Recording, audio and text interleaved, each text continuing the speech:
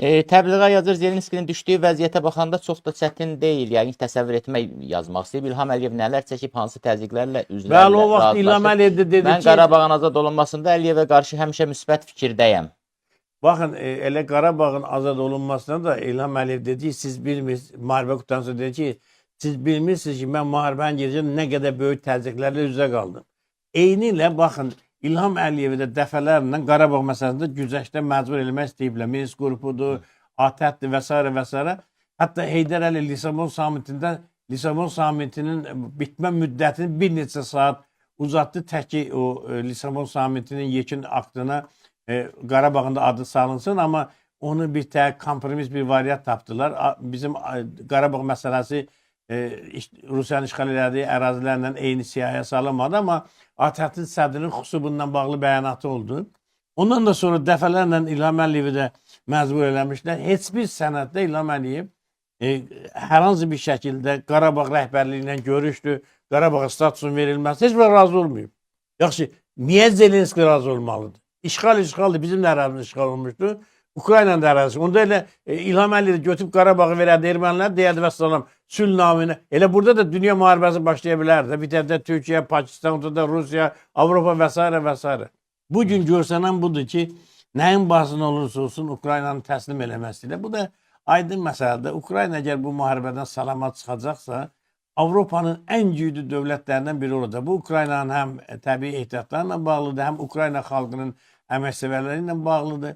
Ona görə də bu müharibədə iki məqsədə, bir, Rusiya zəifləsin, iki, Ukrayna indiki nəhəngliyində, indiki ölçülərində Avropa Birliyinə daxil olması. Vəssalam.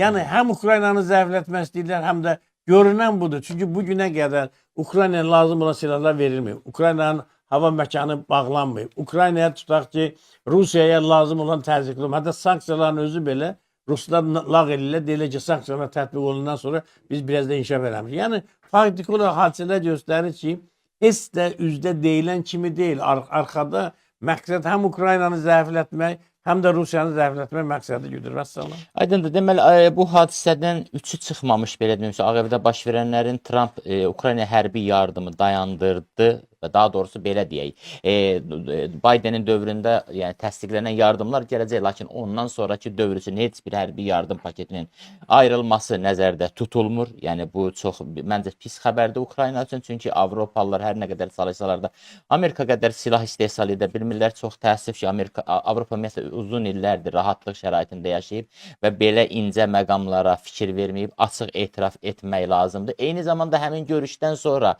həm Trump tərəfindən, həm deməli dövlət katibi Marco Rubio tərəfindən, həm vitse-prezident J.D. Vance tərəfindən gələn açıqlamalar ondan ibarətdir ki, həm özləri tərəfindən, həm də Amerika mediasına sızdırdıqları informasiya bundan ibarətdir ki, Zelenski Ağ Evə yenidən qayıtmaq istəyirsə, mütləq kameralar qarşısında Amerika dövlətindən üzr istəməlidir. Əvvəla tutaq ki, Zelenski üzr istəsin. Nəyi üzr istəsin? Neyinib ki üzr istəsin? Öz xalqını müdafiə elədiyinə görə, öz dövlətin şərtlərini elan elədiyinə görə üzr istəməlidir.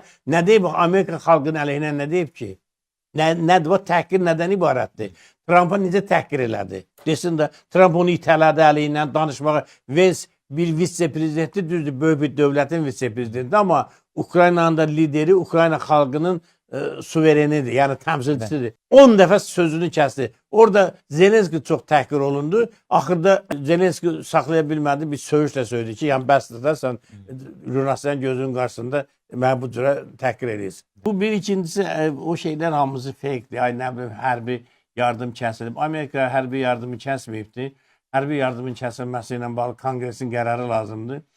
Trump da özü müstəqil şəkildə bu cürə qərarlar qəbul etmək ixtiyarı yox. Düzdür, qərar qəbul edə bilər, amma onun qərarlarını gərək Konqres həd etsin, Pentagon həd etsin. Bu baxımdan düşünmürəm ki, belə asaddır.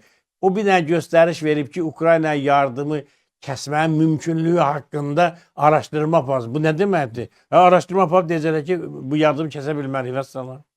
Deməli, Amerikanın milyarderidir və təbii ki, Trumpın ən yaxın dostu Elon Musk'dır. Zelenski'nin çox pis, sərt tənqidlər səsləndirib, Ukrayna prezidentinin əbədi müharibə və sonsuz korrupsiya marşını adlandırıb, həm də şər qüvvə adlandırıb, sonsuz müharibə və korrupsiya istəyən şər qüvvə eyni zamanda bildirib ki, Ukrayna prezidentinin ən yaxşı çıxış yolu neytral ölkəyə qaçmaq və orada əfv diləməkdir. Bilirsiniz, qeyri-siyasi adamların siyasət gəlişi həmsə bu cür məsuliyyətsiz bəyanatların meydana çıxmasına səbəb. Kimdir bu Elon Musk? Bir iş adamıdır. Təsadüfən bilirsiniz də.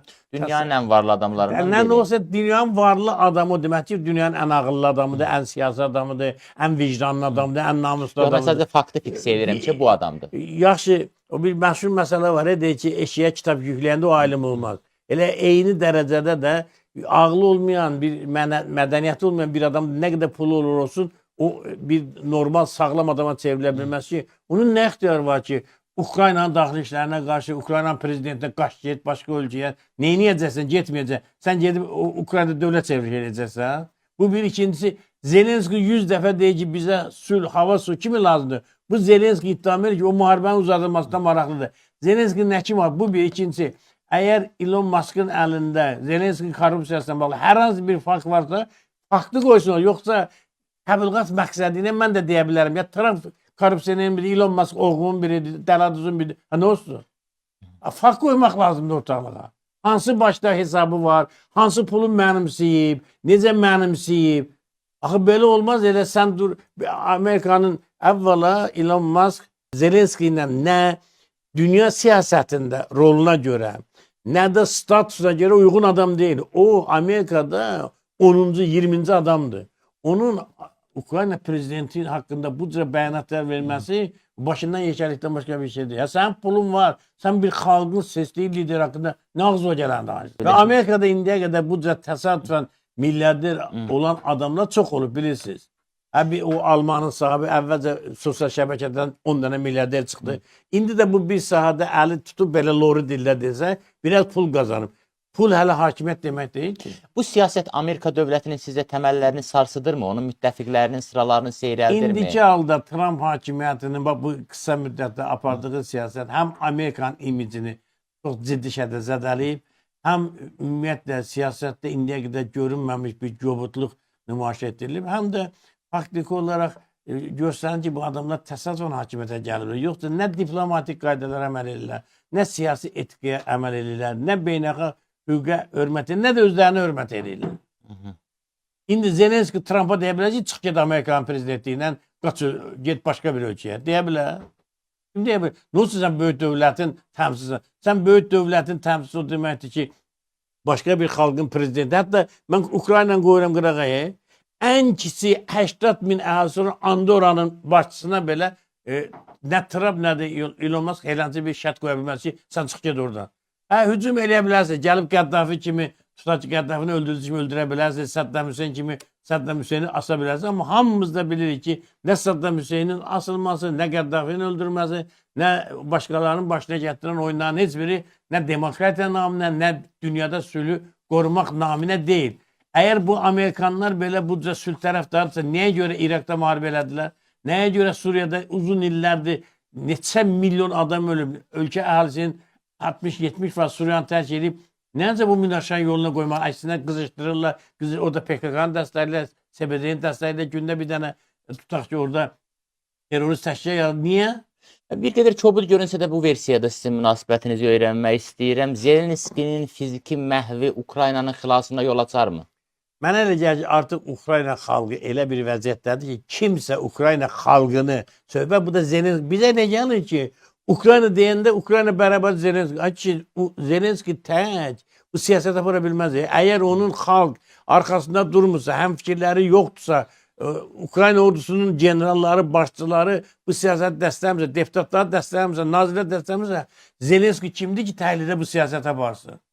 Zelenskinin ümumi ifadə etdiyi rəy Ukrayna xalqının, Ukrayna hakimiyyətinin ümumi rəyidir. Biz elə bilirik ki, burada söhbət Zelenski fərq kimi öz bildiyi kimi nə Ukrayna xalqını sayır, nə öz komandası, nə parlamenti. Baxın, Trump deyirdi ki, bu qeyri-qanuni prezidentdir, niyə təkrar seçkilərə getməyib? Ukrayna parlamenti böyük səs çoxluğuna bəyanat verdi ki, indiki müharibə şəraitində deməli, Ukraynada seçki aparmaq mümkün deyil və Zelenski Ukraynanın legitim prezidentidir. Və salam qutardı. Bu adam xalqdan dəstək almasa, öz xalqının sevgisinə, məhəbbətinə layiq bir fəaliyyət göstərməsə, bu heç vaxt belə meydan sulamaz. adətən öz xalqından qorxan liderlər başqa dövlətlərin qapısında miyollayırlar, yalvarırlar Orban kimi, həm nə kimi, onun bunu kimi yaltaqlanırlar ki, hakimiyyətə qalmaq üçün xarici gücdən istifadə edəsin. Əgər Zelenski Ukraynanın mənafeyini bütün müstəvilərdə aktiv şəkildə qoruyursa, bu demək ki, o öz xalqından arxalan ki, xalqın ona böyük bir dəstəyi var və ən vacibi də odur ki, elə xalqın ümumi iradəsini ifadə edir o. Əlibaba Sadıqov Baxın, üzr istəyirəm, Trump'ın davranışına görə Amerikada həm konqresmenlər, həm senatorlar çıxdı, etiraz elədi və 10 minlərlə adam Amerikalı etiraz elədi Trump'ın siyasətine görə. Ukraynada Zelenskinin mövqeyinə görə bir dənə etiraz eşitdinsə, o xalqın münasibəti budur. Sənin öz xalqın, sənin siyasətin əleyhinə çıxış elədi. Sənin öz konqresmenlərin, senatorların çıxış elədi. Hətta Respublika Partiyasından hakimiyyətin Trump komandasının siyasətinin yanlış olduğunu elan etdilər. Hətta belə çox acı şəkildə Zelenskidən qat-qat acı şəkildə Trump'ı ittiham elədilər.